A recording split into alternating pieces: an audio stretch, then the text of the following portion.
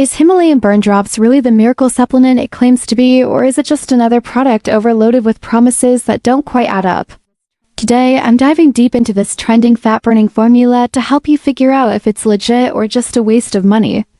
The product claims to boost metabolism, reduce bloating, balance blood sugar, improve digestion, and even burn fat all in one simple dropper.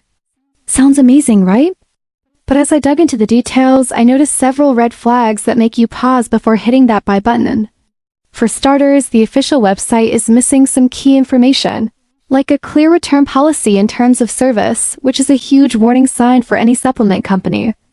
When I checked their social media, many of the links were either fake, inactive, or just didn't seem authentic, which raises questions about the brand's credibility. The ingredient list itself is somewhat vague, and the health claims, while impressive, aren't backed by solid scientific evidence or third-party testing. Most importantly, there's a noticeable lack of real, verified customer feedback or reviews, something that's crucial when you're considering a product that affects your health. Without genuine testimonials, it's hard to know if anyone has actually benefited from these drops.